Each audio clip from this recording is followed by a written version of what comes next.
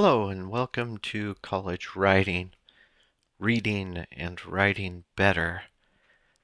I am the host for our session here, Darren L. Hammond, and I teach at Idaho State University in the English department. Today we're going to talk about the writing process, and beneath that I put how and why all writers work. And I phrase it that way because writing is a lot of work, isn't it? Think about the last paper you had to write or the last story you wrote. It's a considerable amount of work. And why do we do it? Well, it depends on who you talk to. If you look to a college composition book, it might say the rhetorical opportunities for change or influence are what guide us and motivate us to write. But if you ask a novelist might say, I feel a story within me that I just have to tell. I've got to get it out there. I've got to have people read it. A blogger, on the other hand, might just be passionate about exploring ideas on paper or on the web. And a journalist might say that the news and insights and opinions are of supreme importance, and it's very important for them to get that message out to the reader. But the common thread is communication. And writing is a process of communication. I've chosen those two words carefully because we communicate ideas and we hope to do so effectively. And in communicating effectively, we hope to achieve some sort of a change or influence. But writing is indeed a process. It's not something that is straightforward, but it involves many parts. And that's what a process is. It's an action that is made up of many parts. And we're going to focus on some of those parts in preparing to design a fitting response to a rhetorical opportunity or to any opportunity where we can write for change or influence. And in order to do that, we've got to include some specific elements.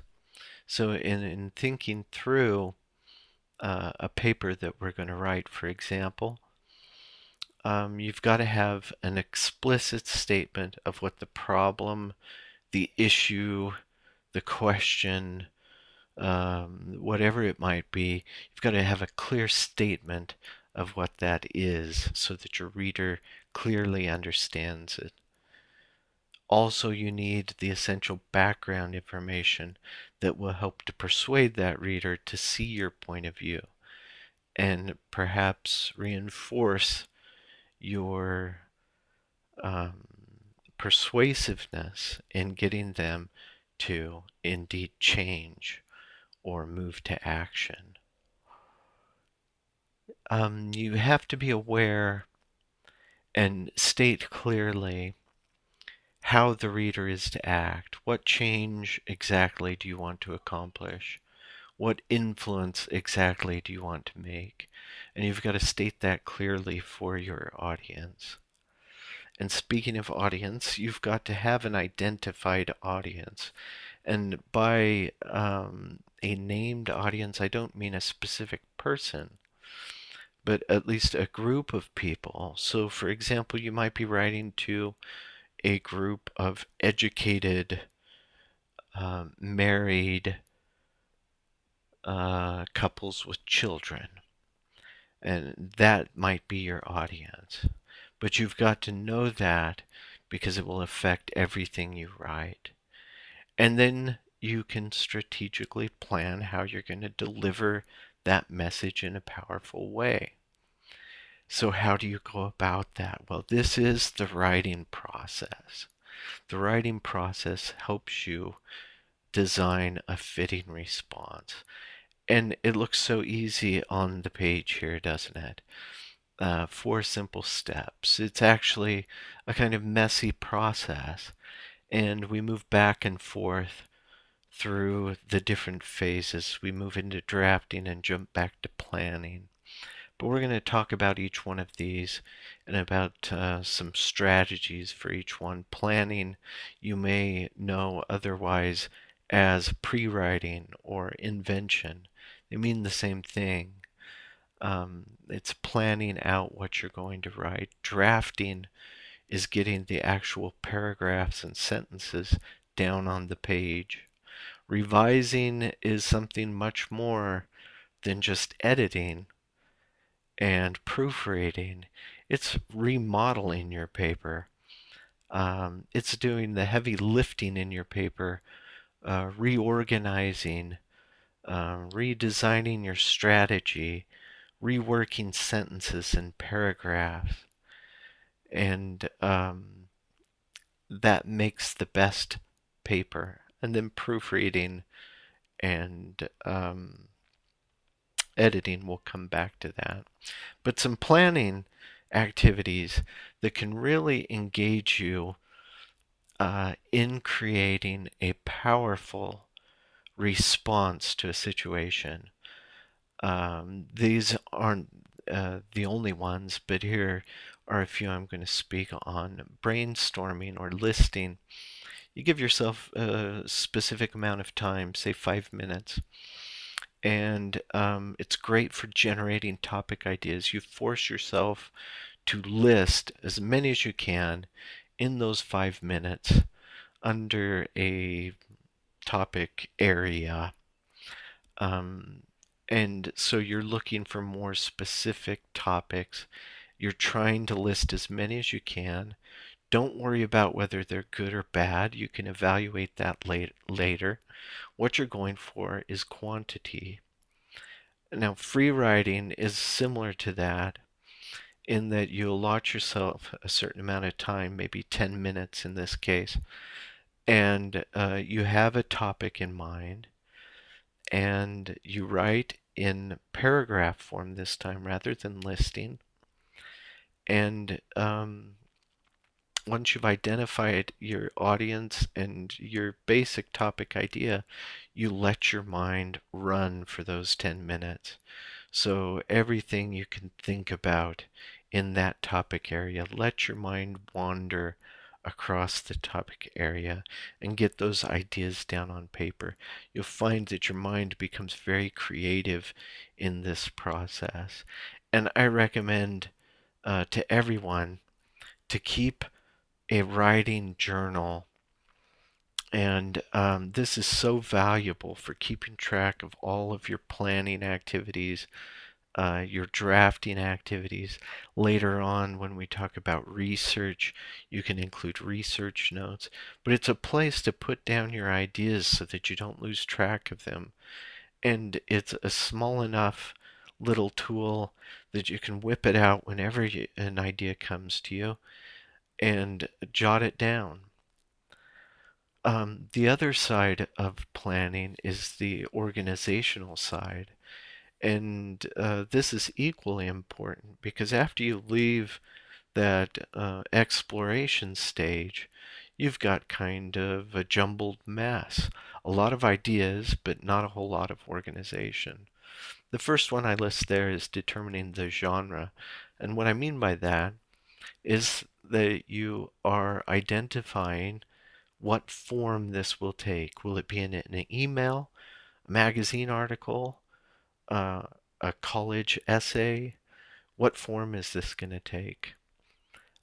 Clustering is a way to help you organize your ideas once you've decided on the genre. So you start with a circle in the center of the page, and in that circle you place your specific topic that you're going to write about. And then you extend lines out and create new circles. And in those new circles, extending like sun rays out from that central idea, you have supporting ideas or ideas that support that main topic that you've chosen. And then you just continue extending out, and what you create is a visual outline. And this is very good for visual learners. And then, of course, outlining is an option as well, kind of the traditional format for organizing a paper. Drafting is the act of putting paragraphs together on the page. So this is when you are actually um, writing the paper itself or the article itself. I want you to remember that no one drafts the same, and there's no one right way to do it.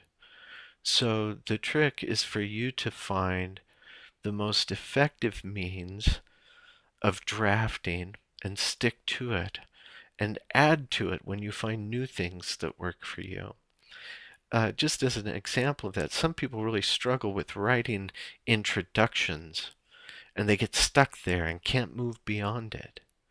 Well, in that case, I would recommend just skip the introduction. Start with the first paragraph, write the paper, and then come back and do the introduction. It's perfectly acceptable to make that kind of modification. Now, revising, I said, is the heavy lifting. This is so important in all writing. Professional writers do this extensively.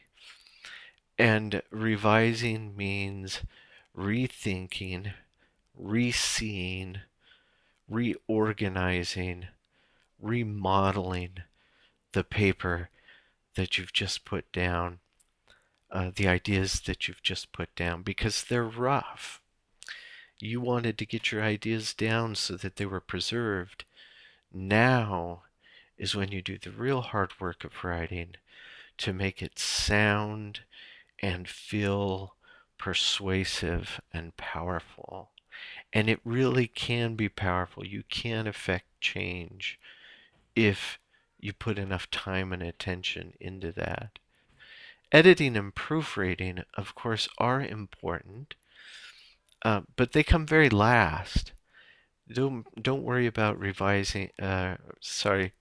editing or proofreading in the initial stages or in the revision stage, because more than likely you're going to cut a sentence or a paragraph, and all the changes, all the work you went to fix the grammar and the spelling and the sentence errors and punctuation errors, all the work that you went to is wasted because you have already cut that.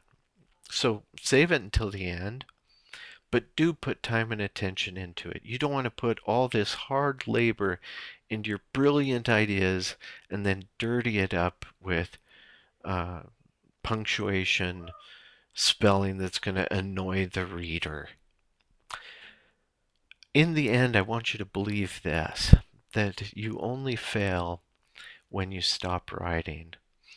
Writing is a process.